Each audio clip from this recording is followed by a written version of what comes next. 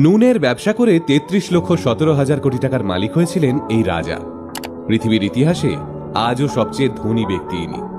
আফ্রিকার মালি প্রদেশের রাজা মানসা মুসা। ভদ্রলোক নাকি সোনার পাহাড়ের উপর দাঁড়িয়ে স্নান করতেন আর ঘুমোতেন সোনার পালঙ্কে শুয়ে। ইতিহাস বলছে সম্রাট মুসার আনুমানিক সম্পত্তির পরিমাণ ছিল 400 বিলিয়ন মার্কিন ডলারেরও বেশি।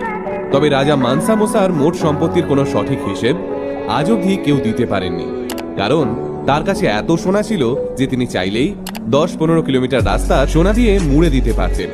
জানলে চমকে যাবেন, এই বিপুল পরিমাণ সম্পত্তি পাহারা দেওয়ার জন্য সম্রাট মুসা প্রায় 2 লক্ষ সেনা নিয়োজিত করেছিলেন। শোনা যায় 1324 সালে রাজা মানসা মুসা নাকি মক্কায় হজ করতে গেছিলেন। সম্রাট মুসার সেই হজ যাত্রা দেখে গোটা বিশ্বের মাথা ঘুরে গেছিল, কারণ প্রায় 60,000 জন কৃতদাস সেই হজ যাত্রায় সঙ্গী হয়েছিলেন সম্রাটের, আর তারা প্রত্যেকে নাকি হাতে একটা করে সোনার বড় দণ্ড ধরে হাঁটছিলেন।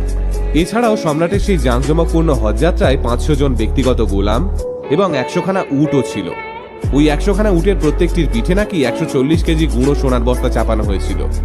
শোনা যায় হজ করতে যাওয়ার পথে সম্রাট মুসা নাকি কয়েকশো কোটি টাকা মূল্যের ওই সোনার গুঁড়ো গরিবদের মধ্যে দান করতে করতে গেছিলেন।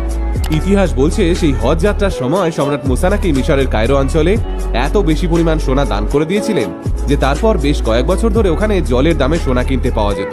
আমরা সকলেই জানি এই মুহূর্তে বিশ্বের সবথেকে ধনী ব্যবসায়ীর তালিকায় টেসলার সিইও এলন মাস্ক থেকে অ্যামাজনের মালিক জেফ বেজোস, কিংবা মাইক্রোসফটের প্রাক্তন সিইও বিল গেটস থেকে ভারতের ব্যবসায়ী মুকেশ আম্বানি, এই সমস্ত লোকেরাই রয়েছেন।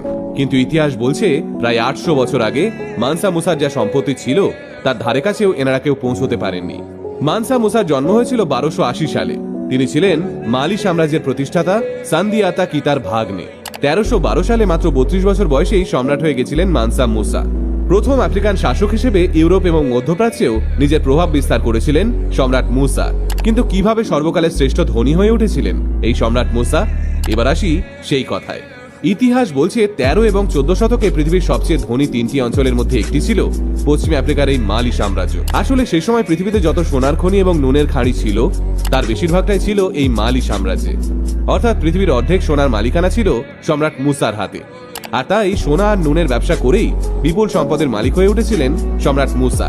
সেই সময় মানসা মুসার কৃতদাস এবং পরিচালকদের দেখলে বোঝা যেত না তারা সম্রাটের অধীনে কাজ করেন, কারণ তারা এক একজন নিজেদের শরীরে প্রায় 1.5 কেজি ওজনের সোনার গয়না পরে থাকত।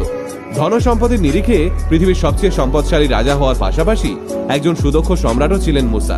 তার সাম্রাজ্যে কেউ তাকে 1 পয়সাও খাজনা ফাঁকি দিতে পারত না।